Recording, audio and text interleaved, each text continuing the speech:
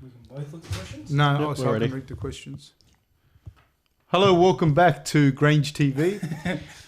Sorry about the technical difficulties that we were experiencing. It was pretty full-on, hardcore stuff there, but Dave Roberts was all over it. Yeah. And we are back. He dove into the code like you would not believe and just started typing in a bunch of numbers, and It was like Morpheus, like Neo in the Matrix.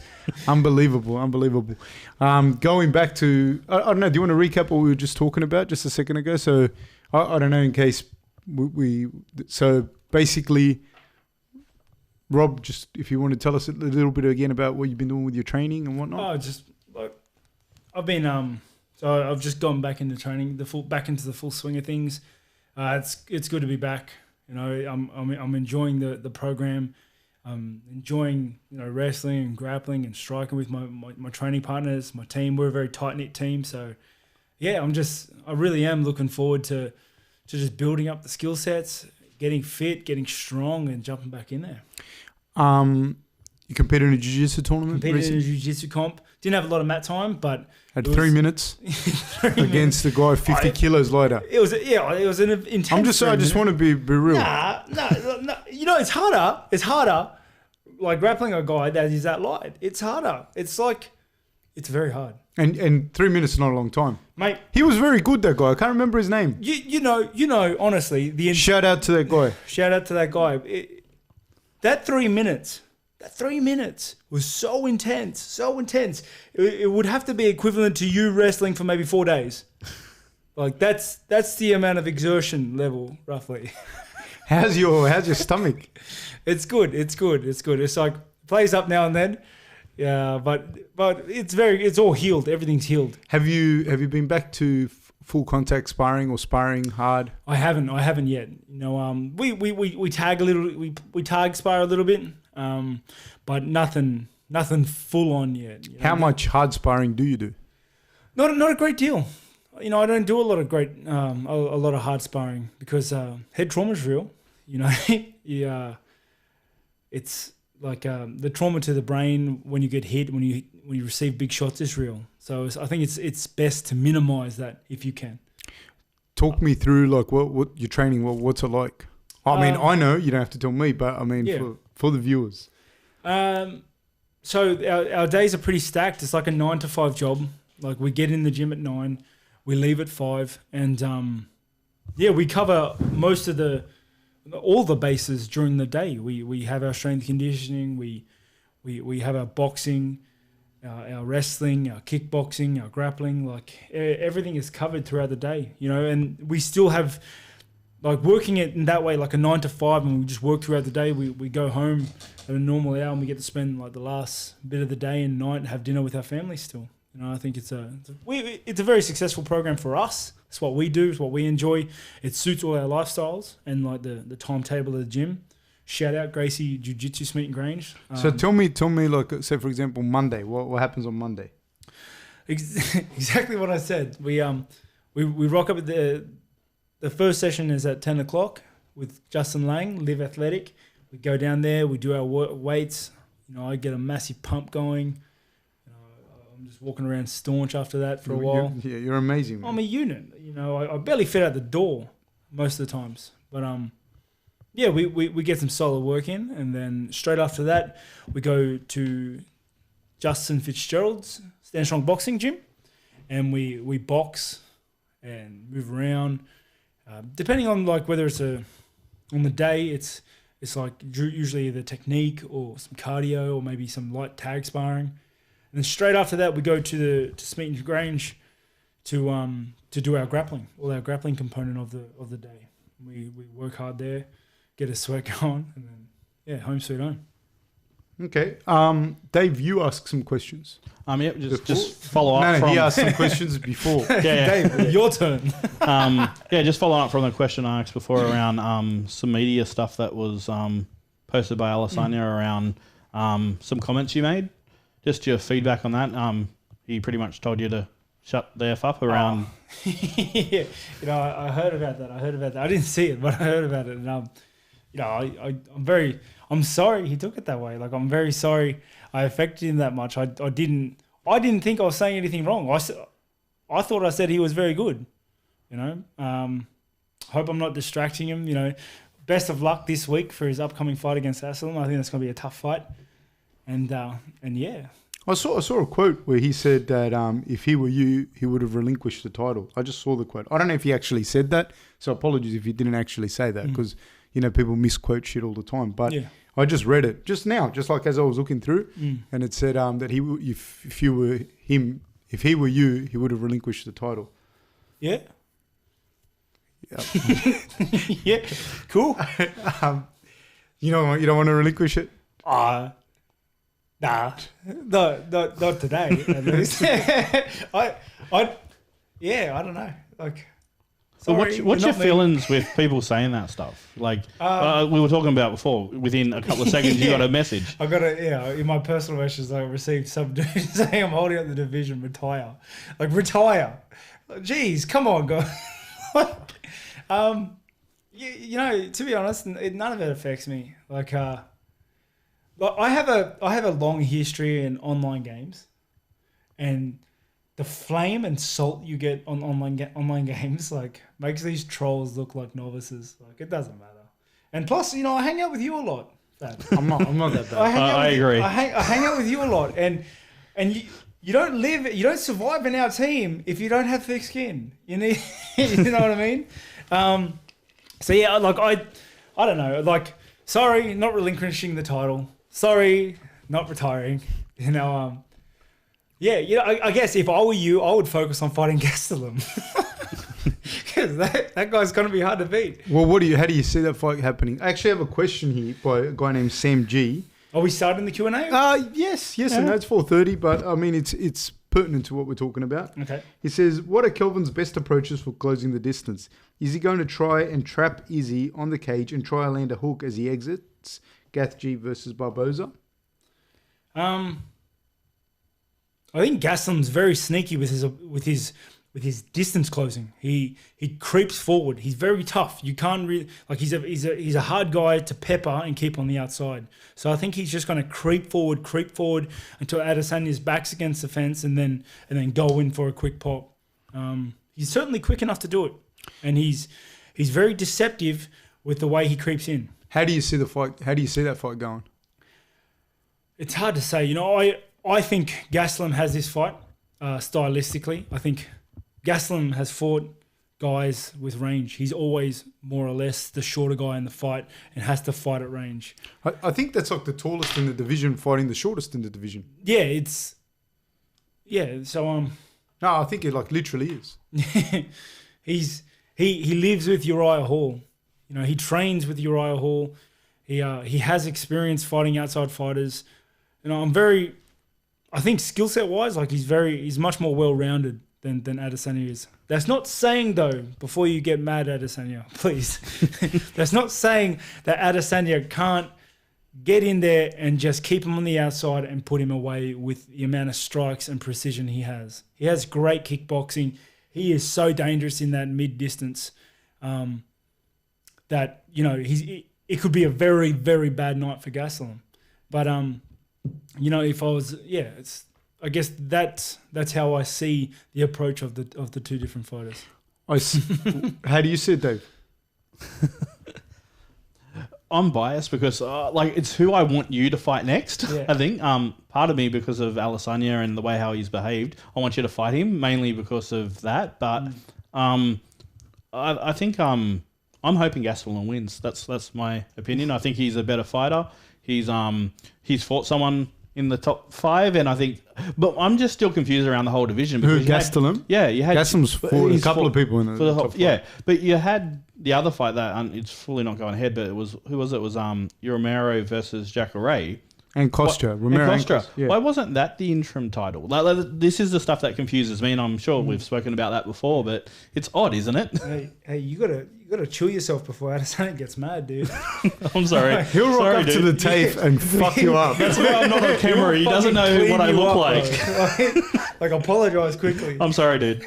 You're worthy. The other thing that's confused me around that too, and like I've never spoken to you. You're fucked up in a board meeting. So sorry, dude. I'm sorry for this in advance. When Adesanya says he's picked all of his fights, And he said that the next fight after his last fight, it's for the title. How is that even remotely possible? And what's your thoughts on that? Because it seems that you never got to pick a fight, Rob. You had to fight whoever they gave you, and they put monsters in front of you. Forgot to pick, it would have been like one of the flyweights. It would have been strawweight women's. It would have been one of the local show guys. Like, geez. So can you pick fights? And why does Alessandro get to pick fights if that's what he's From my personal experience, I don't know.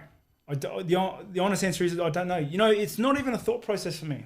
It never was. My whole thing, my mentality with fighting is like you either fight or you don't. And if you fight, then you fight everyone. And if you don't, then don't. If you want to pick and choose your fights, then what are you doing? You're not willing to fight anyone. You're willing to fight who you're choosing. And it's fine if you want to. That's fine if that's how you want to conduct yourself. You know, that's just not how I conducted myself. Like, literally, throughout my whole career, I said, UFC lines them up, I'll knock them down. And you know, my personal things aside, like with this fight with Gastelum and Adesanya, is to be honest, I honestly do not care who wins, because either way, I get to belt someone, and like it doesn't bother me. I'm happy. What's my take on that? Yeah.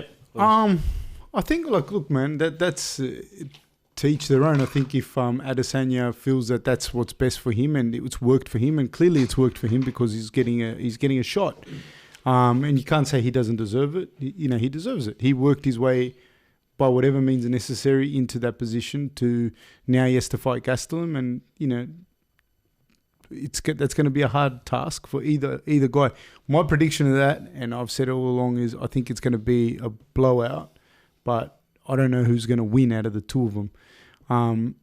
Simply because I think their styles are extremely contrasting, and I think there's a lot of X factor there for both those guys. Both of those guys are very, very, very good.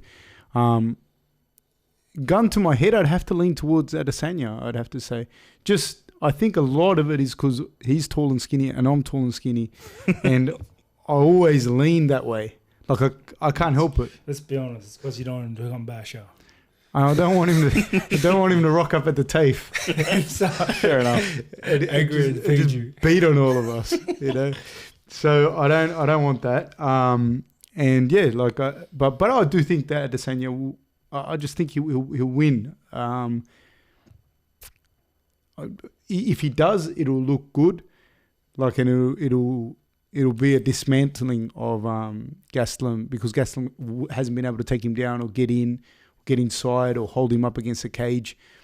It's hard as well, because from a grappling perspective, it's very hard for you to, within 5 minutes, when we had Craig Jones on here before as well, and he was talking about it, it's very hard in that 5 minute period for you to take him down and implement your game plan. You know, it's not like he's clueless, he's good as well. So I see that being a little bit difficult. I just see Gastelum having difficulty with it. That's what I think. Yep. Is it but for both all round, is it going to go to points, or is it going to be a knockout? No, I think it's going to be a blowout, like I said. Like, it'll be like a seminar. Either way, I think. If Gastelum puts it on Adesanya, then it's going to look like a wipeout. But I think a lot of the times fights don't look close, but it's not really indicative of a skill level. It's just how people match up. If you look at like Rob and Jacare's fight, Rob looked like he won it. I don't want to say easily, but yeah, it looks like he won it easily. But man, that's so disrespectful to Jacare as well. It played out that way.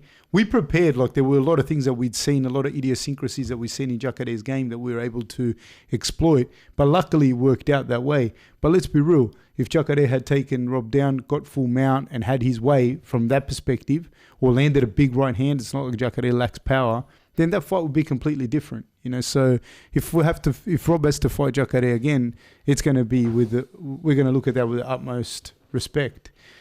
Yeah, that's me. Sweet. This is a question I was going to ask before, but one of the comments is the TJ situation. What's your thoughts on it? So one of the comments in the feed So TJ's recently been been stripped. Is that the official thing, Yeah. or he relinquished? What's the official word on that from your thoughts? You don't have a choice whether you relinquish it or not. Like, you're done. Yeah, I don't know. Some of my thoughts with all cheaters. Like, shouldn't do it. I think, the problem is there's no real, if you're a title holder, there's no, even if you're not, if you fight and you pop, like, there should, I can't even fathom how you could keep your purse or keep even a man, all your bonuses, all your win bonuses, everything should go to the other guy. Everything should go to the other guy. And you should be banned. Like, there should be a massive ban. Like 2 years is a couple of fights. It's not really. It's not. It's not a big deterrent. So you, and the damage that you can do to someone, like, it's huge. Sorry. Some of these comments are interesting. Just one that just popped up. Nude MMA. What's your thoughts? Well, that's how they do it. That's how they did in ancient Greece. We'd all love to go back to those times. I am against nude MMA. I am against it very much. It's good to hear that you're not, though, Fab. No, I'm all for it. I don't fight, you see. Can you give us some insight as to what goes through your mind in fights? How much is reaction? How much are you able to consciously adapt in a fight? Do you process the corner's advice? That's again from Sam G. Sam G, pretty good questions. I don't know. Most of it's reaction. Most of it is reaction. How much are you conscious of what like we're saying or whatnot? I can vividly remember points in the fight where I've consciously made a decision, but it's like you'll be apart from your opponent and you'll think to yourself, all right, this is what I'm going to do.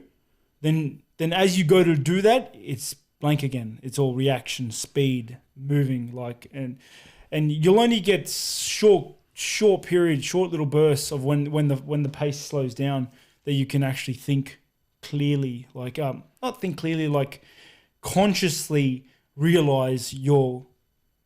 I don't know how the wording is to say it, because you're obviously I'm always thinking in the fight and I'm always looking to make the next best choice to do damage to my opponent to win this fight, but there are points in a fight where I can hear the inner monologue for a second where I'm like, okay, let's do this. And then it happens, but then you're back in on the roller coaster sort of thing. As for cornering advice, it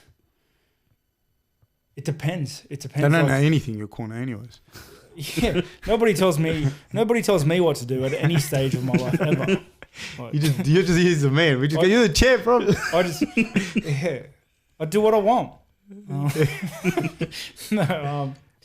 It's think of the fight like waves. It's like there's some times when it's like really high and the wave's huge and all the emotions are going through you. Your thoughts are so fast. You're so on point. The adrenaline is at its highest, and then the wave recedes and it lulls down, and then you can think coherently. It's like corner advice is. At those times where there's a lull, when it's a bit slower, when things slow down just a little bit and the voices can penetrate all your emotions and everything going through. And the same thing applies to when you sit down in the corner at the end of a round is like, where are you at emotionally, cardio-wise? Like if you're blowing hard and you just had a crazy death round, like... You're not going to remember much of the conversation you have afterwards. Because I see sometimes with and it's funny because I'm not the one that gives the advice in the corners.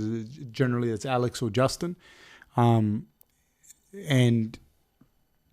so watching from the outside. I mean, I'm not criticizing commentators or anything because they got a job to do as well. But I see sometimes with other fighters I'm watching on TV and the commentators will go, this is what he said or this is what he didn't say and this is what he should have said and this is... And I think a lot of the times like maybe they made a mistake. I don't know because they're people as well. But I also think like they know their fighter as well. And there's things that like maybe the guys just can't deal with that. Maybe he just needed nothing told to him. Maybe he just needed to just sit there for a sec and get his bearings, you know. And you know your guy better than anyone else does. So, you know, sometimes you know also that there might be a skill gap deficiency, you know what I mean, and that you can't. There's no point just bringing that up with them as well, you know what I mean? Yeah. Going, do you know that guy's a heaps better grappler than you? And if you turn your hips this way instead, and that's another thing. It's like, honestly, there is nothing you can tell your like there's nothing you can tell your fighter that'll change anything in the octagon at the time anyway, unless your fighter is doing something terribly wrong, unless you see terribly. I think what you mean is unless it's something that's clear cut, unequivocally. Yeah. But if the guy, you know, the guy's he's getting off to the punch first, you're like, there could be a million reasons why. And I understand, I'm not criticizing the commentators, because the commentators have to tell the audience what they see. But what I'm trying to give is like, there's another perspective, is like, your fighter, you know that the reason that he might not be getting off in that way is because the other guy is faster and there's fuck all you can do about it. You know that he rolled his ankle 3 weeks out and that he can't put weight on it. You know, whatever. You know, there's so many different things that it could be. It's like when I went back to the corner after the third round for Romero, the second fight, and I got dropped in that round. I went back to the corner. The only thing I wanted was ice on my neck. Like, I just wanted some ice to cool down. Yeah. And it's like, what are you gonna say? Oh, you shouldn't have got hit by that. It's like. Like, it wasn't my intention to fucking get hit with it. Like, stop getting hit with that. What are you going to say? Like, move out faster. It's like, I tried. Yeah, unless it's something that's unless you see something extremely, like even in that Romero fight, because Romero came out, instead of being a southpaw, he came out orthodox in that fight. Which I'm sure you noticed as well, because he was in there. But even then, like that's a very big glaring difference, and I think Justin was able to give some feedback in response to that and what he should do in that immediate moment. But I think the way that, again, I think as a society as well, we're so massive, you know, coming from an educational background, being that we were both teachers and whatnot, and everything. We have such a massive thing to quantify stuff. So people believe that just because you give an answer, that's a correct answer. And sometimes giving the best help is just to shut up, give the guy the ice, give the guy the water that he needs, listen to him, ask him what he sees out there, get him focused again. You only got a minute, reduce the heart rate and get him back out there. That might be the best advice you can give. Now, it doesn't sound sexy on the cameras, and maybe what you want to hear is get outside his lead foot, throw the jab, move. But that's what you want. That's what the audience wants to hear you say. But a lot of the times it's like, get your heart rate down, have a drink of water, get your ice on you. How do you feel? What do you see?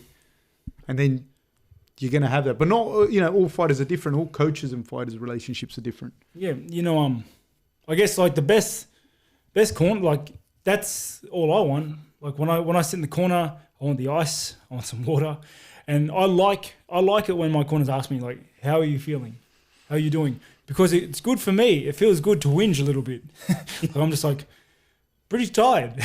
Yeah, but you know, that's another thing, because I see that as well. And people go, he came into the corner and he said he was tired. And I think, like, what the fuck does that mean? Like, that's like, you know, sometimes you're driving to training and you're like, if this guy says this today, I'm going to kill him.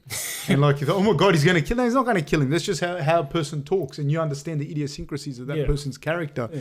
And so you don't, it's not as big of a deal. So and that's how I'm always like, I'm like, I'm tired. Or my foot hurts. Or my hand hurts. Like, and that's just, it makes me feel better knowing that I told someone.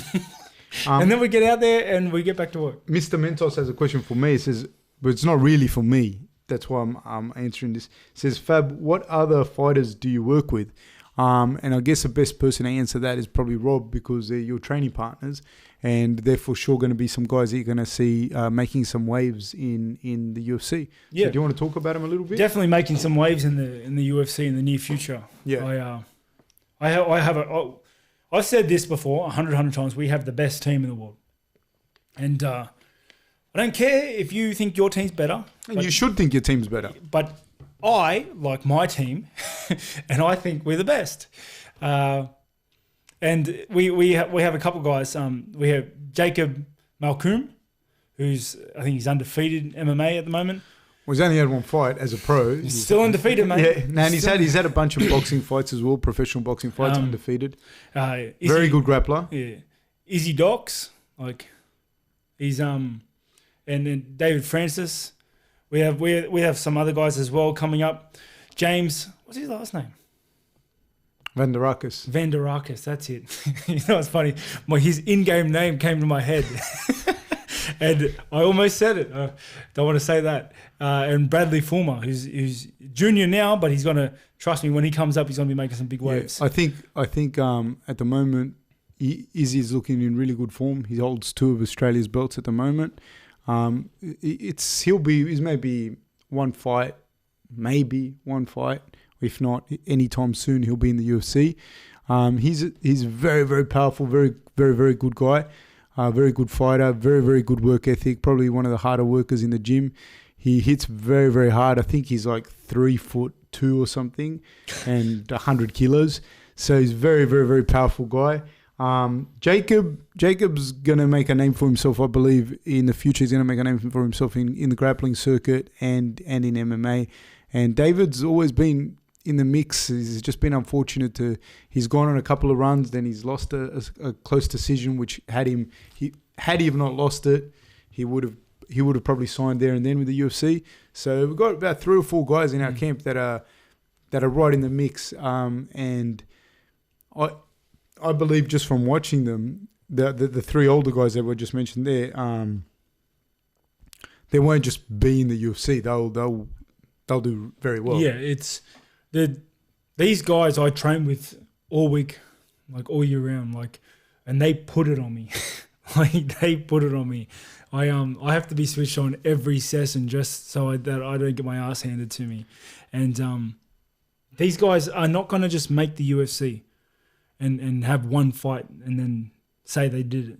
These guys are going to be in the UFC, top 20, top 10, and contention potentially. Like, these guys are the real deal.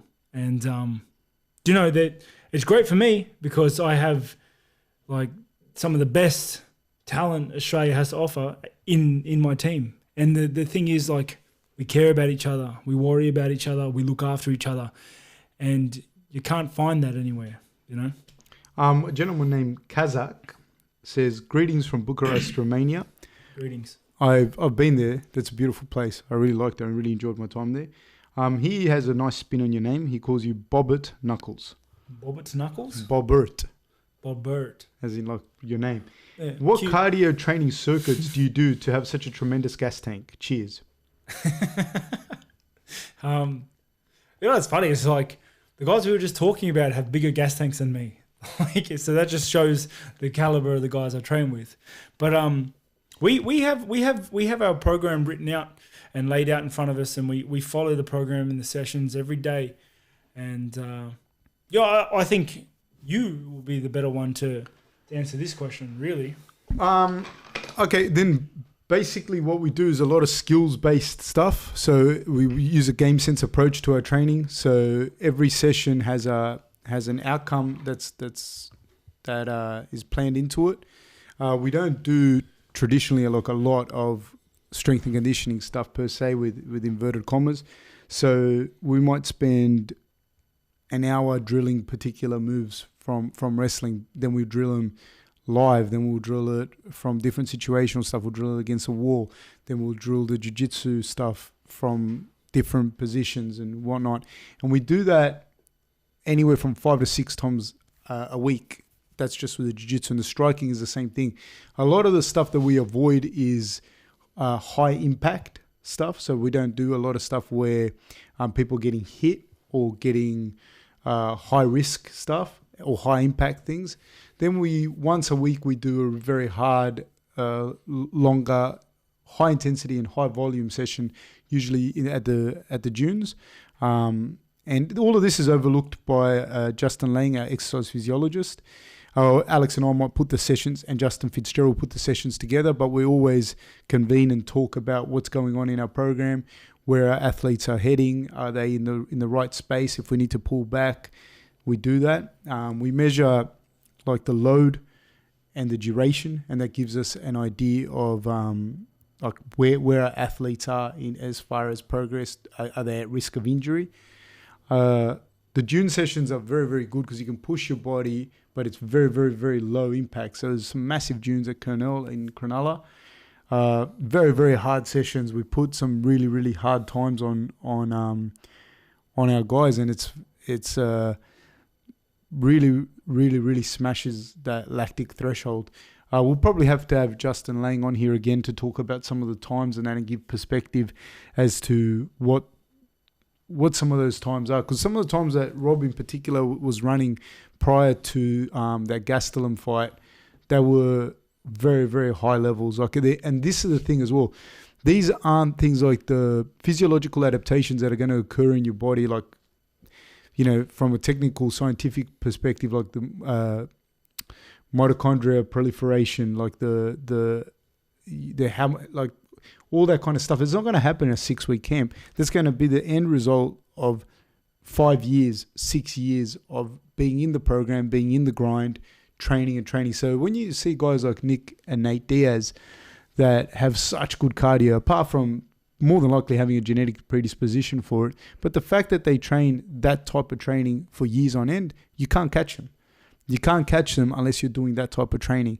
And for someone like Rob, the mix of power, strength, and cardio that he has, if you're not doing that all the time, you're not going to catch him if you do a 6 to 8 week camp.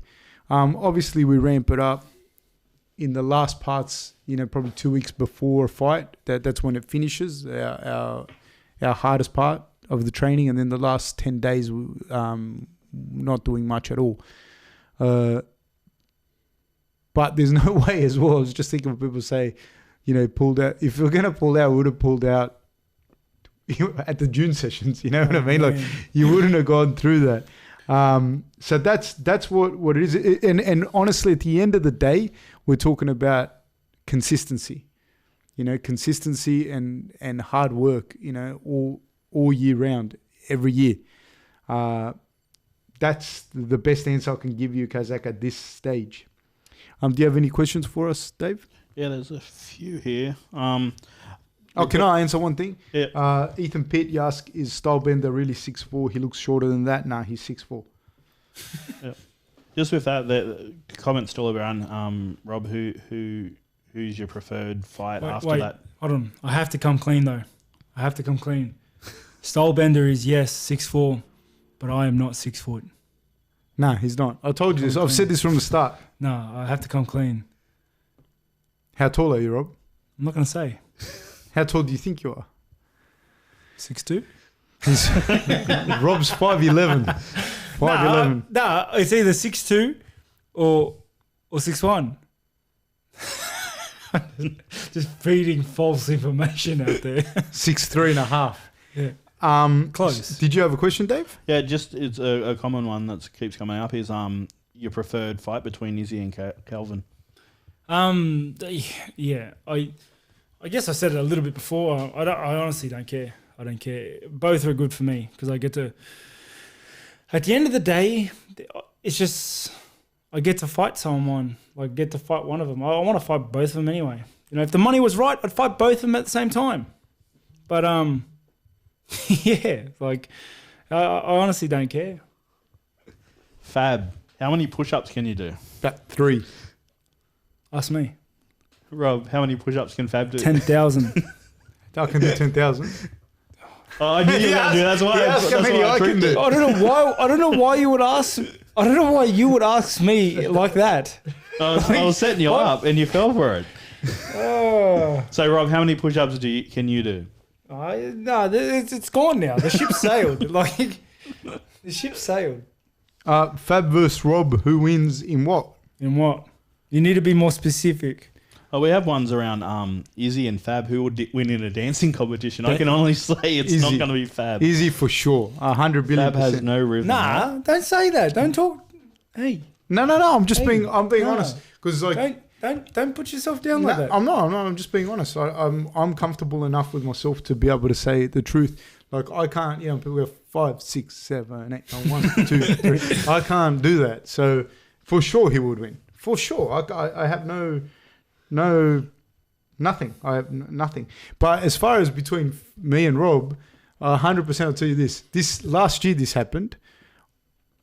You're treading dangerous waters here. I'm telling you the truth. Nothing but the truth. If we're going to get real, this truth is is going to get spilt. Let's go. Okay, this is the real thing.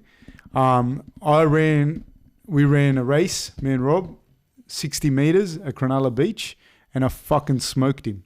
That's the truth. You know it's true. It wasn't 60 meters. It was 30, and you had a head start. Nah, it was 60 meters, and I pulled my hamstring. I'm pretty sure I blew my MCL. Like I had a bad MCL, which is why we were at the beach, and you raced me over 30 meters. Right. I beat everyone on our team, every single person on the team that day. Everyone that was there was witness to it. No one was there. It was just me and you. No. This was it was last year. You mean like the one on the way to Boat Harbour? Yes. I literally did my hamstring just before it. I did my hamstring after. No, I did my hamstring. After that one. Yeah, after that thing. But I won the race. I blew my hamstring just before it, and you're claiming a victory. No, you are. Your hamstring was good when we ran. It wasn't good. It was never good. I beat everyone. Sione, Izzy, Jacob. Jacob's slow, doesn't matter. David Francis, Blake, Alex. Wait. Let's give some context. How slow is Jacob? Fucking slow. He's so slow. There's times where we're warming up and I go, Jacob, sprint. And I'm watching him. Like, it looks like he lost his keys, but he's at full sprint. So, no. So that ping pong, me for sure. Street Fighter on the arcade, me. No. Yeah. There was once. Your dad was there. But at the TAFE, I smashed you. Yes. No. I had the TAFE, Robbie. You actually beat everyone in the TAFE. There you go. No, I won it was me that beat everyone. You know, there he beat you. No, you beat him. You didn't beat anyone. I beat everyone. We have about 30 witnesses there. No. We have 30 witnesses. No. Yeah. Yep. Ping pong, Street Fighter. Fucking nearly everything. No, what about we went to the arcade, beer pong? I beat you in that. I won that. No, you didn't. Don't make shit up. So look, end of the day. So are we just lying now? I thought you said we are going to be truthful. I'm just telling you. Are we just lying? End of the day, I'll win in everything. And if Rob ever wants to come down to 75 kilos, I'll fuck him up there too. That's for real. If Dana make it happen. Hashtag not all heroes wear capes. Come down to 75 and we'll do it. No, let's do a catch weight, 90. No, let's be fair. 75 kilos. Cut the weight or shut up. Shut up. Next person. I'm someone who's telling to shut up. Shut up, Rob. 75 kilos. Come on. Let's do it. Who's your favourite Street Fighter character? Ryu. Gookie.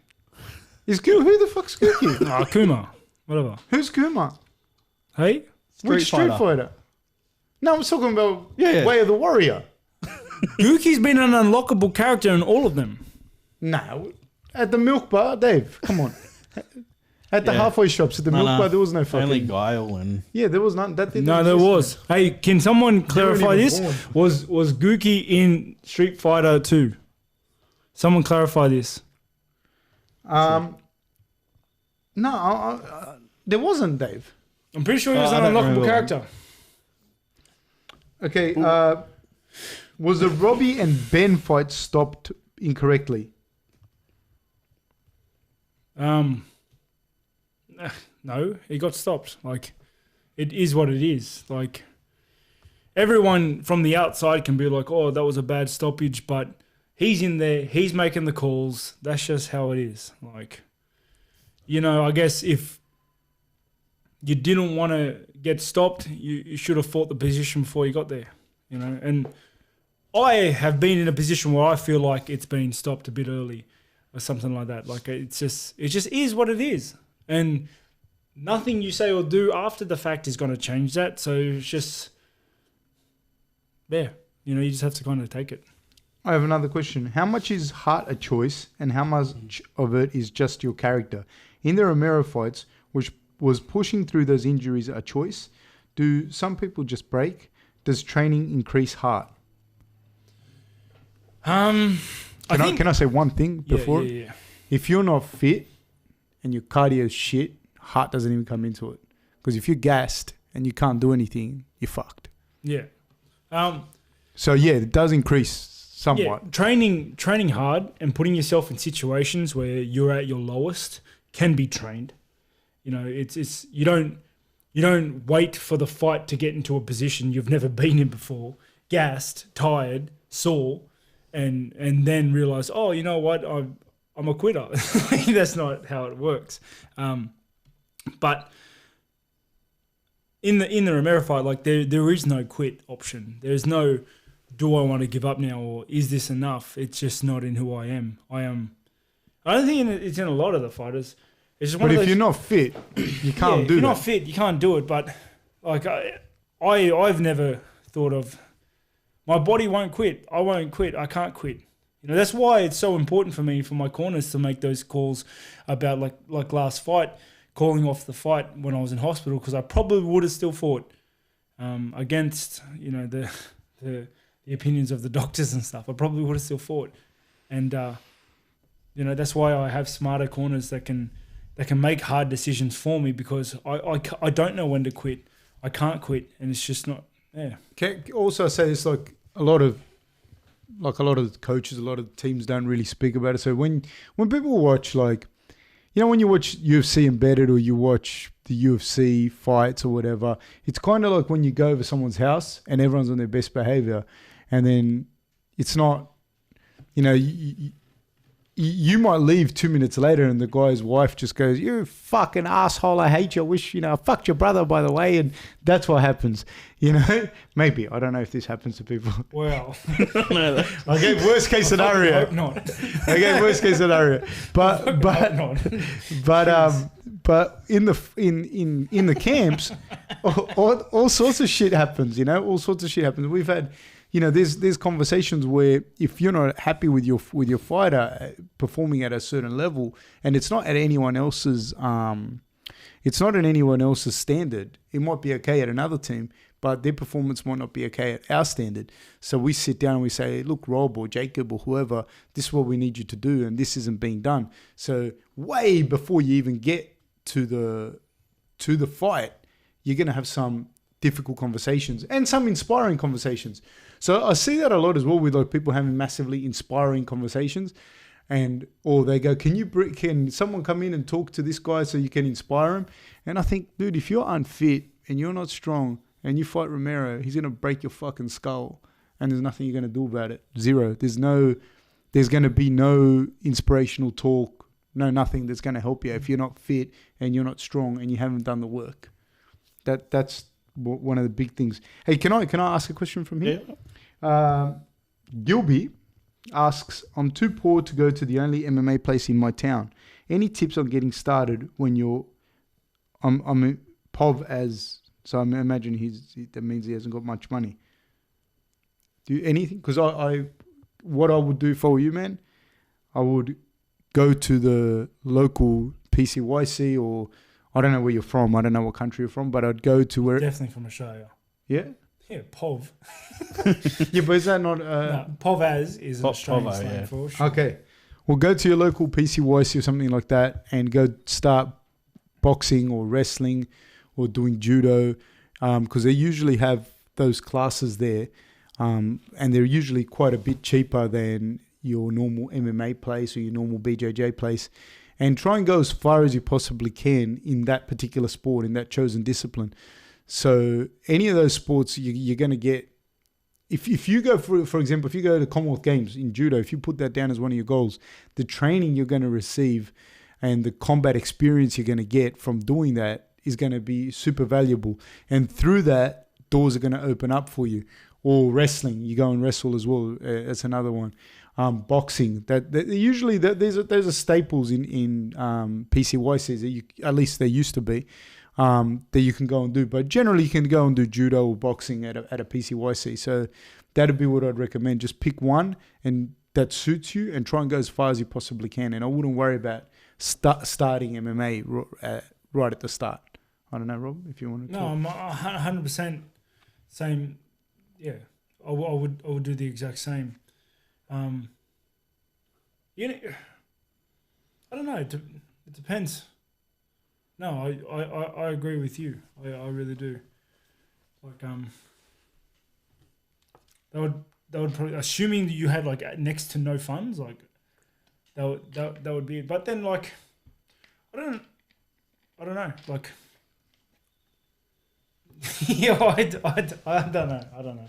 The thing is, man, if you because like I'm stuttering and stammering because like even when I was like living with my dad growing up in housing commission, and I remember getting like when you apply for youth allowances like 16 from Centrelink, like after the bills were paid, you still have enough for like your weekly basic MMA class like at the local gym.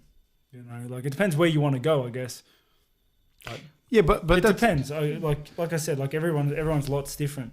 Yeah, but that's what I mean. Like you could still go to the PCYC and do the Taekwondo there or karate or whatever, and go as far as you possibly can in that sport, and doors are going to open up for you. Don't try to do everything. Don't try to go to a strength and conditioning coach. Don't try and do all these little things. You got to start at square one, which is just get into something, and get to work. Do you have any questions, Dave? We've confirmed that your character is a real character in Street Fighter 2 Turbo, apparently. I told you. Who are you? You're nobody. You're nobody. No, that's Street Fighter Turbo. Yeah, Street Fighter 2 not Turbo. I said the World Warrior. That's what I did say that, and when I'm on camera saying that. I said the World Warrior. I did say the World Warrior. I swear I said it. Everyone knows I said it. Is Gookie in the World Warrior as an unlockable character? No. Not one, maybe two. Street Fighter 2, the World Warrior, there is no Gookie, mate. You don't know that. At the arcade? Do you know that? There wasn't at the arcade, but we're talking How do you know? 2 Turbo. How do you know? Yeah, probably. Yeah, 2 Turbo, I wouldn't even know about it. Yeah, I don't know 2 Turbo. Yeah. But maybe you're right. Did we ever get to the level high enough to How do you unlock know? it? There was, dude, you weren't even born, dude. Yeah, true. I was going to say I have to get that. to the bottom of this. I can't sit on this. Any more, Dave, there? There was an interesting one. It's around someone wants some advice on a fighting stance. You're saying that The left-footed, right-handed. Yeah, I'm not a fighter. What does that mean? That gentleman walks in a circle. That's what it means. Okay. So what's your advice for him? Well, ask the question, Dave. I'm trying to find it again. So what was it? He's left-handed and right-footed. Right-footed, and he has a short reach or an abnormal reach. That's how he's right-handed, left-footed. Abnormal long or abnormal short? Short. But you know what, man? Just go and start boxing. How tall is he? Like he'll fall into his own style. Yeah, just go and start boxing and go and start kickboxing. And you're going to fall into it. To be honest, you don't pick your style. No.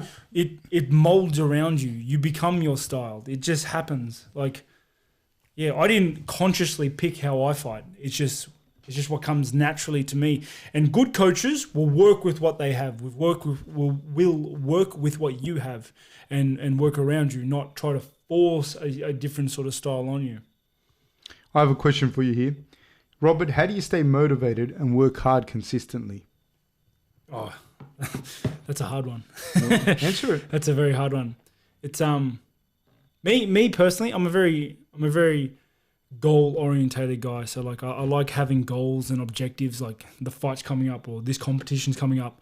And that for me is very motivating for me to drive towards it. But a big part is enjoying the process. So enjoying the training you're doing, enjoying the training, your training partners, your coaches, like enjoying the people you're hanging around every day. Because when you start training professionally, you see your training partners and your coaches a lot. Like there's been days where me and you are literally together the whole day. And sometimes like that happens consecutively. Like you have to enjoy each other's company. You have to enjoy each other's presence. And that's very important. But even with all that, there are some days that I just don't want to go to training. Like I'm tired. The session the day before, like today was one of those days where the session yesterday was hard and I didn't sleep very well because my son decided to scream for no apparent reason at 2 a.m. And I woke up feeling absolutely terrible. I didn't want to go to training. I didn't want to be touched that morning. Like, I do a contact sport, you know.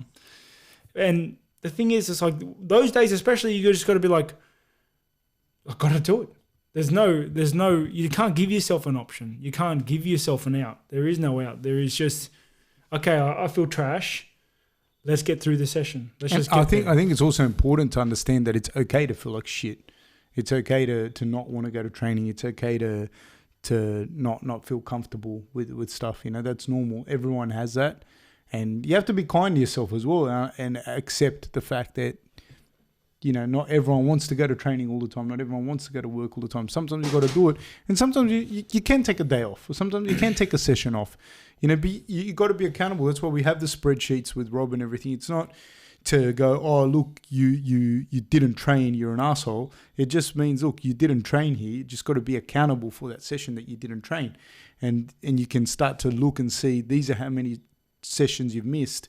Why are these sessions being missed? What's happening? You know, it's about you got to be kind with yourself. You got to be mature enough to approach it in that way, and you got to understand. All right, well, I'm having a session off today, and because of X, Y, and Z, and you address that. But being kind to yourself, I think, is very, very important, and that I think is across any industry. You know, being able to say, no, I need a day off. I need to take some time off today. So I think that's no one expects you to be 100% good every single day. Here's one for both of you. How do you feel about your kids getting into combat sport, or young people getting into combat sport? Young people or my kids? Both. Define combat sport. Becoming a professional fighter. That's sort of, they don't really say it in the question. Being a pro fighter? Yeah, let's say pro fighter. I personally don't want my kids fighting. Like, if I can, I find it hard to watch my teammates fight. And like, I train with them, I know how good they are, and then I'm not related to them, you know. And I find it very, very, very hard to watch them fight. I don't think I would be able to handle it emotionally if my own kids fought. Now, will I stop them from doing it? No, I'm not going to stop my kids from doing anything. But I'll support them in anything that they do. But I'd rather they didn't fight. Me personally, well, I don't fight. I don't fight. So my role with Rob is not really combat related. Like, I train in combat sports, and I've always been involved in combat sports ever since I was little. So as far as my kids, would I want my kids to fight professionally? No, I wouldn't. I think it's a brutal sport. It's extremely unforgiving sport. I don't think they're compensated enough for injuries. I'm not having a go at the UFC's pay scale. I'm just saying, like, I don't even know that you can be compensated for it. Having said that, if my kids wanted to do it and that's what they're going to do, then I'm going to support them. And I'm going to make sure that they get the right training with the right people, and they have people looking after them, and they have people that aren't just the other thing that I see as well with people is they have people looking after them that are just fight people, and you need to be around people that aren't fight people to look after your fighter. Because for Rob to have another Rob looking after him, it's just going to be the combat aspect of it. You need to have a good accountant. You need to have a good lawyer around you. You need to have your good agents around you. You need to have all these other people that are gonna be able to give you the stuff that you don't have, because you're already tough enough. If you're a pro fighter, you're already tough enough. So that's my view if my kid wants to be a professional fighter. But my kid wants to, like, he won't even have a choice, or she won't even have a choice. They'll have to do some sort of martial art. That'll be just law. That I think it's necessary for you to do some sort of combat. I think it's important. 100%. I am also of like minds. Just in case somebody in the playground wants to take your lollipop. You got to armbar him. you got to peel that Kimura back. And you have to suplex him. Here's an interesting one. Similar to taking care of fighters. So, does the UFC help the fighters for the future with finance? And how is important this information for young fighters around finance? No, they don't. You need to look after yourself first and foremost. So you need to be making exactly what Fab said in the earlier question. You need to surround yourself with good people, but you also need to make sure that you're looking after yourself in the future. Today doesn't last forever. You need to make sure you're planning appropriately for your exit strategy whenever that is. No, it doesn't at all. Like, I was watching a thing on the NFL recently with the painkillers and whatnot, and I'm not drawing a parallel necessarily with the UFC and the NFL. I'm just talking here, and the guys are saying like how they weren't getting compensated. Even they were so injured that they weren't able to fight that they weren't able to play football anymore, and so their contracts got terminated because they couldn't play. But yet they weren't deemed so injured that they should be compensated for being injured at work, playing football. And then I don't know, it's also an astonishing figure of NFL players, even NBA players that end up broke. No, there isn't. There's probably more in those systems, and in the UFC there isn't. And I think a lot of it, even like the fighters themselves, the way they market each other now, the way they talk about it, I think in the short term it looks really good. You know, that for them, you know, they're able to get a little bit of money now, but I think it devalues them as human beings, and there is no unity among them. And without some sort of understanding of what's going on financially, there's never been any group that's moved forward without some form of unity. That's never happened, you know, and that's got nothing to do with anything political or anything. It's just fact. You know, it's not going to happen if you just don't give a shit, you know, and it's just how much money can I get from doing this or whatever. Yeah. In the same line of questioning, someone's just posted, does the UFC pay for medical or injuries during the fight like that you incurred during the fight? Yeah, they do. Yep. Yeah. I have no more battery on my phone. People. All right. You want this? Have you got it on yours? Fab looking smart as hell with those glasses. Thank you. A lot of comments, a lot of Fab love. I don't know why. Saying that you should grow your beard longer and You should. You look like a wizard. I'm going for like a rugged handsome. You look like a South American Gandalf. Fab on the endone. Why am I on the endone, Gary Alexander? You look like a guy that's on the endone. There was one question just before I hand it to you, Fab. They wanted to know, did you embrace after your race like Apollo Creed and Rocky did on the beach? I sent him that. No, because there was two times. Two times. Let me be 100% honest. Hey, what? It didn't happen once. It happened twice. Nah. Okay, let me. Are we talking about the embrace? No. Let me tell this whole story. No. The first time we hadn't been training together for that long. Why are you lying on air? I'm not lying. I'm telling the truth. You are. Okay, listen. So the first time we hadn't been training together for long, and we raced. It was at Cronulla Beach. We raced. I beat him like hands down. And you know what? Not long after that, when you spoke to your wife and you said you raced me and that I beat you. And so everyone knows.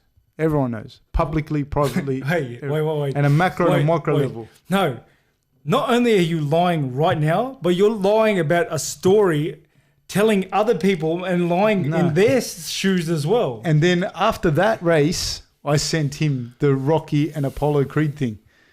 The thing with the where they racing. Yeah. But it wasn't like both times that I beat him when we raced, when I said, okay, we're racing, but because I haven't got that many runs in me, but both times it was not close. It was like a fucking slaughter. It was done. Yeah. Do you know what I mean? I'm saying it publicly. You know what I mean? No, publicly. 100%. Publicly, I'm going to say the only times Fab has ever beaten me in a leg race was when I've literally just been injured. What? True or not? No, man. yeah. Every time I get injured, you become well enough. This was before the Rockhold race me. No, this was before the Rockhold fight. I was injured then too. No. But you weren't injured yet. It was after that day you got injured. Nah, man. Fuck that. I won. Well, please tell us about the Rod Laver Brunson fight. The finish, the energy, the crowd. Tell us what it was like. One of my favorite MMA moments ever by Sam G. Sam, you are on fire, mate. Sam G's good. I like him. Yeah, the Brunson fight was like unreal. It was unreal. The crowd, the arena itself, the energy, it was just ridiculous. I wish I was well enough to have fought, my last fight there. I was really looking forward to that. Very disappointed I didn't get the fight there, but it is what it is. But the energy there was something special. It's my most memorable career moment to date. Two things. Divan Stridham. Yes, thank you. I am a good bloke. And shout out to South Africa. Sean Hart. Thoughts on bare-knuckle boxing? Hey? Thoughts on bare-knuckle boxing? Yeah, I wouldn't do it. Like, it looks brutal. No, it looks brutal. Like, I was going to say, maybe I shouldn't have said brutal. No, it looks brutal. If you saw, like, the Knight and, what's his name? Lobov. Yeah, fight. No, was it? Yeah, Artem Lobov. Yes. If you saw that fight, you can't say, oh, it wasn't. It was a great show of sportsmanship. It was. But it was just blood everywhere. I don't want to get cut that much. That's the thing. You probably it might be better for your brain. Yeah. But it just destroys your face, and the scar tissue takes years off your career. Like, because that scar tissue is bad. Yeah. And your hands get broken. Yeah. Did you see their hands after the fight? They look like Cabbage Patch dolls. I couldn't do it. It looks tough. It's fighting. It's a form of combat sports for sure.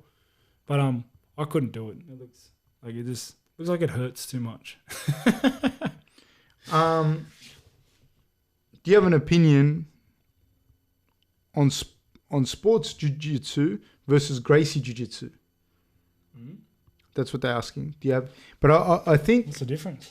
Well, I think more importantly, my take on that, if you will, is more along the lines of sports jiu-jitsu versus grappling in an MMA setting, or grappling per se, because sports jiu-jitsu is a very particular and limited rule set as far as combat's concerned, but not necessarily as a sport. It's great though, but like any of those combat sports, it has its limitations.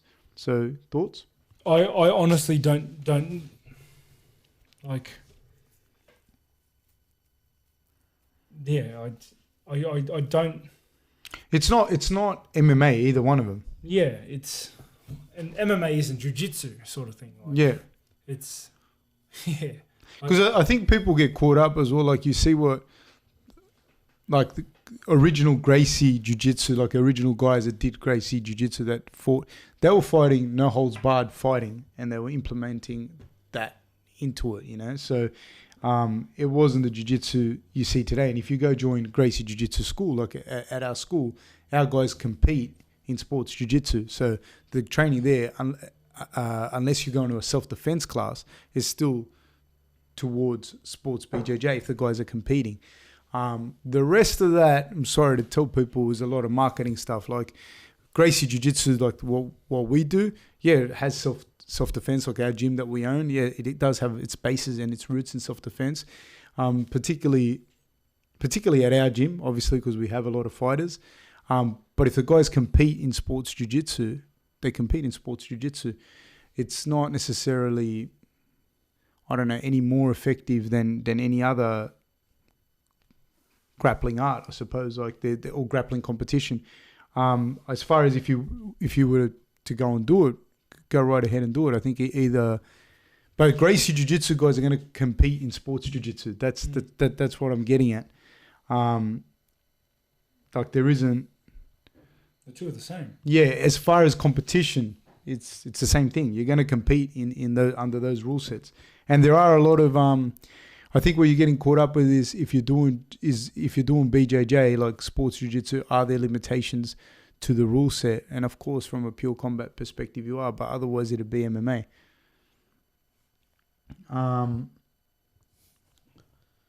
Have you got some there, Dave? Oh no, just people are asking where's Beetlejuice. He hasn't and in someone's end up writing, have we confirmed that Rob likes sex shit? If Rob likes sex shit from a fan of Beetlejuice because Beetlejuice isn't on. We have not confirmed that yet. Have you ever any plans to be a double champ and potentially fighting John Jones? Yeah, that's definitely something I would consider. I consider fighting at a heavier weight. If given the opportunity to move up and fight for the belt in lightweight, for sure. I think that's I would. It's just something I would consider. Obviously we would prepare appropriately for it, but it's something that I would consider for sure. There was another one around on the topic of John Jones around TJ Dillashaw, who we spoke about earlier, and his drug stuff compared to Jones, and what's the discrepancy in between the two? I don't know if you can answer it, but that was one of the questions. Look, I don't know, the technical, you're going to get caught up in all the technical bullshit, but in the rule books, it basically says, and even when you speak to Jeff Nowitzki, and I've personally asked anyways when we were at the meetings, if it's in your system, you can't fight. So why they do that, why there was a difference, don't know and I don't care, because you'd have to ask them. I don't know. I can't see any reason why, if you've got something in your system, if I took something, people go, you shouldn't be punished twice. Man, if you've got something in your system and it's still in your system, you shouldn't be fighting. That's like me driving drunk and then getting fined for it now and going, okay, cool, I'm getting in my car and I'm driving out again. I'm going to get fined again. And if I'm still drunk the next morning, I'm going to get fined again. And if I'm drunk a week later because I drank that much, I'm going to get fined again. So, I don't know. I don't care. Obviously, if they want to let John Jones fight and it's cool and everyone's cool with it, me personally, he's not fighting me, so I don't care. I don't know. I don't really rate the testing. The problem for us is not the testing, because Rob is always clean. All our guys are clean. The problem for me is that it seems some people get tested, some people, don't, some people pass, some people don't. It's not an even playing field, and it's not very clear. And even the punishment, I don't think is very. I don't see the punishment as much of a deterrent, really. Nick Diaz got, 4 or 5 years or something for marijuana. Do you know what I mean? That's fucking stupid. That's just stupid. He shouldn't have got that long. And then I don't know. And I don't know the ins and outs of each case. So that's my take on that. Rob, how do you pick your walkout music? I kept the same one for a long time just because I could, But this next one is generally on what I like listening to, what I like listening to, more or less, and obviously the lyrics and how it goes and the sound of it play a role in that decision. But yeah, more or less just what I like listening to. Are Australian mixed martial artists disadvantaged with the lack of a wrestling scene compared to the one in the United States? Like in terms of competing in the UFC and stuff like that. Yeah, so the fact that we don't have a wrestling pedigree, does that put us at a disadvantage? It's not a disadvantage per se. I don't think you can compete in other things and take them to the highest degree. You can do jiu-jitsu and judo and boxing and all those and take them to the ninth degree, and take them as far as you can if you want. But in saying that, there's no wrestling system here like in the US. But my wrestling's fine. I don't feel like I've fallen behind in wrestling. Yeah, if we were on the mats and we had some matches, how would I go? Who knows? But in the octagon, we're not wrestling. We're fighting. I think that it would be great if we had wrestling in the school system here, or judo in the school system, or Brazilian jiu-jitsu in the school system. I think wrestling is a phenomenal base for martial arts. I think grappling in general is a great martial art for kids, for people to do, just from a physical and personal development perspective. But here's the thing with wrestling. You can wrestle here. The question is, do you want to wrestle here 4 or 5 times a week? Do you want to get thrown 50, 60 times a session 4 or 5 times a week? Do you want to drill double legs for an hour straight 4 or 5 times a week? And the answer, overwhelmingly, for the majority of people is a fucking no. And so if you want to wrestle, you can wrestle. There are places here in Australia to wrestle. Do we have the level of competition? No. But you can go and check out some of the places. And when you have to go there and do double legs over and over and over and get thrown over and over and over and over and over, people don't want to do it. So that's the biggest thing. It's not, and then, which makes me laugh. Like sometimes I hear people go, I went over and I went to do this camp because, we don't wrestle here. And I think, like, dude, you could wrestle here. There's like a bunch of places. I'll tell you now, like, I don't even know where in Sydney, we don't have a great deal of places to wrestle. But I think Don Brown has a place in Lake Illawarra at the PCYC. I think Elvis Sinisic has wrestling at his gym at Moorebank. Leonard Zaslavsky is always coaching somewhere. I think he might be at Boxing Works, Larry Papadopoulos' gym. Igor has a gym in Bondi that you can wrestle at. We have wrestling for our fight team. We used to have wrestling. We had a wrestling mat for 15 years. Sam Parker in Melbourne, Ali Abdu in Melbourne. There's a few. They're just guys that are set off the top of my head that, like, you can wrestle if you wanted to wrestle. Now, are you going to go and enjoy yourself? Is it going to be fun? No, wrestling's not fun. It's never been fun. It's good. I love doing it, but you have to go and do it. And that's a reality, is most people don't want to do it. So when I speak to people, they go, I went over and I did a 6-week training camp. And I think, man, when you do those 6-week training camps, all that is that you didn't do the 5 years that you should have done. That's all it is. That's my take on it. Anyways.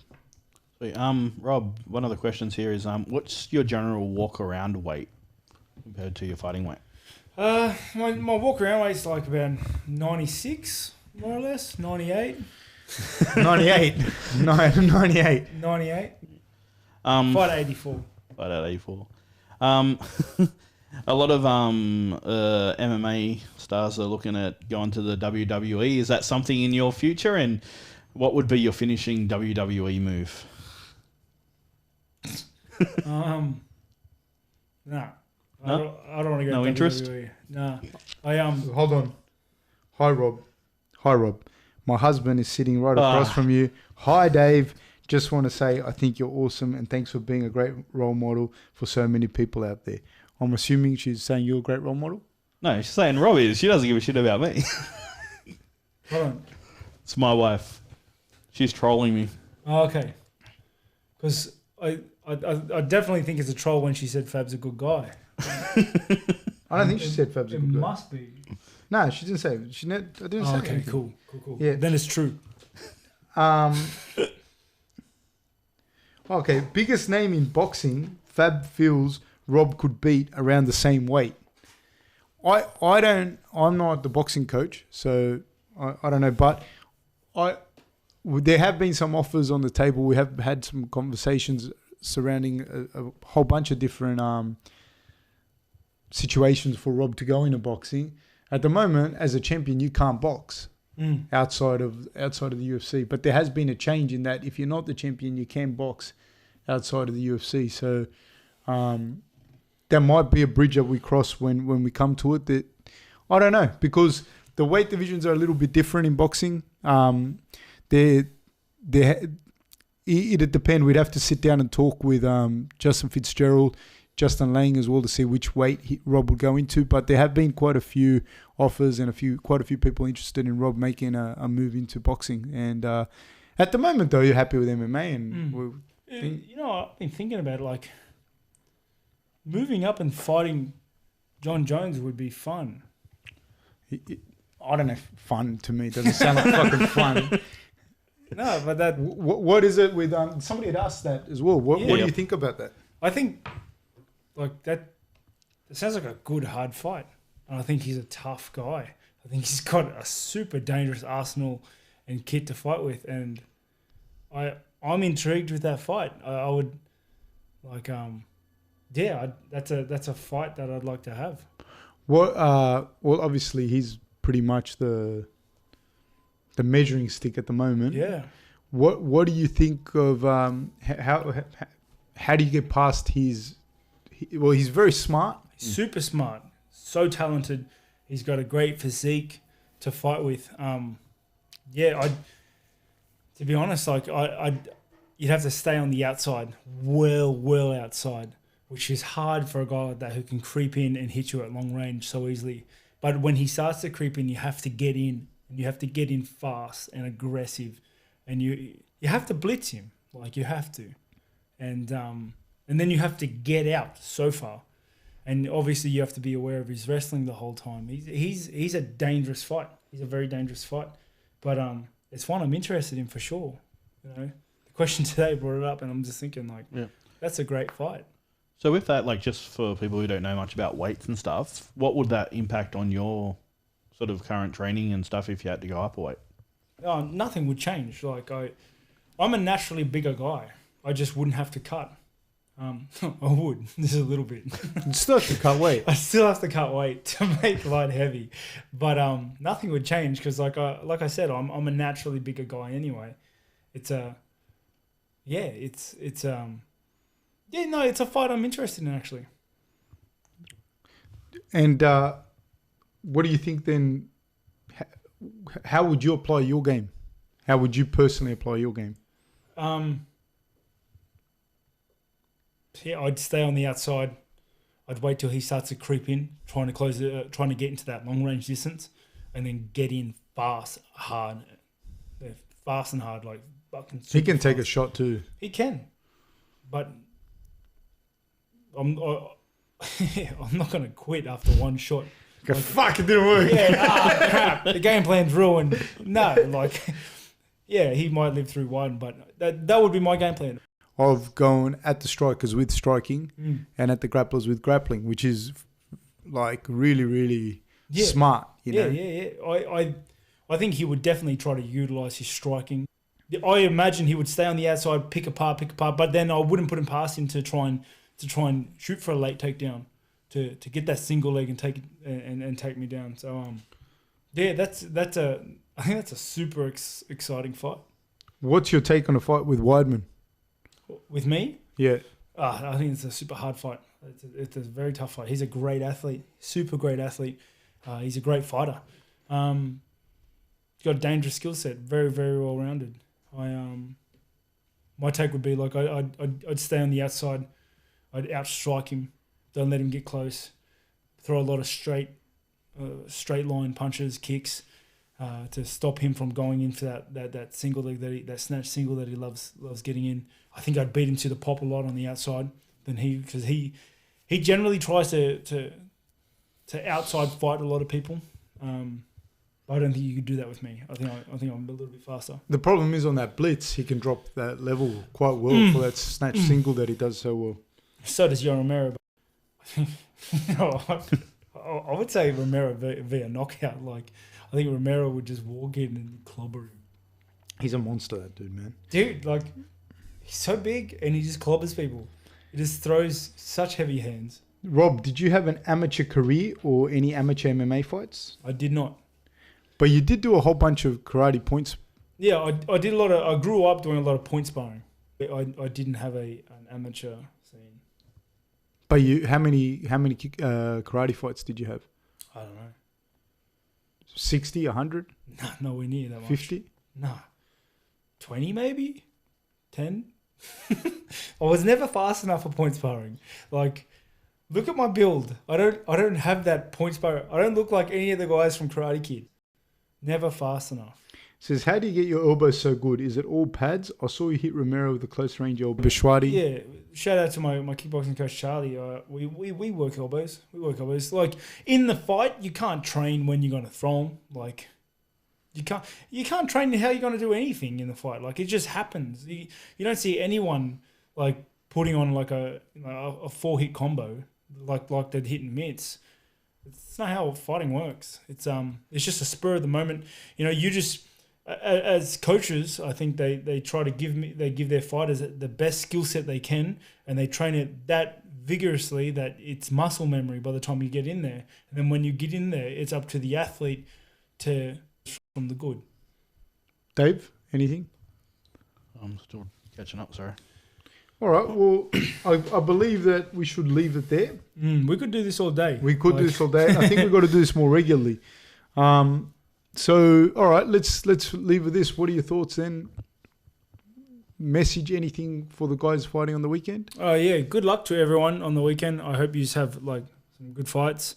I'm not leaning on any like in terms of the fight that I'm interested in personally. Not personally, like business wise, I guess. Because I'm not invested. I don't really care. But business wise, like Adesanya and Gaslam, I hope you go out there and give it your all, put on a show. Am interested in the Holloway fight. That'll be great. Like I want to see Holloway's.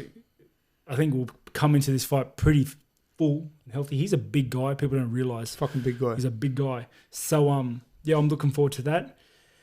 I'll be there. You know, I'm going to be down at the Fitness Expo on Saturday, 2 p.m. Musashi. Come down, say hello if you want. And Sunday I'm going to be at Star watching the fights. So yeah, I guess that's it from me. You know, back on the grind, back on the training wagon. Dave, anything at all? No. I have one last question here. It says, Jason Michael, how good of a bloke is Jacob Malkoon? For those of you that don't know, Jacob Malkoon, keep your eye out for him. He's a guy, if anyone grew up in the 90s here in Australia, he looks exactly like the aggro doll. So he's a good guy. He's a very good guy, Jason. I would give him a solid 6 out of 10. Yeah, I'd give him a very, very solid 5.5. Yeah, so keep your eye out, guys, for a guy who looks exactly like the aggro doll. Wouldn't leave your wallet around him, but No, nothing. Not your wife, not your wallet, not anything. No wife, not wallet, not bike, nothing. All right, guys. But good guy. Thank you very much, and we'll speak soon. We will speak soon. Take care. Peace. Thanks, guys.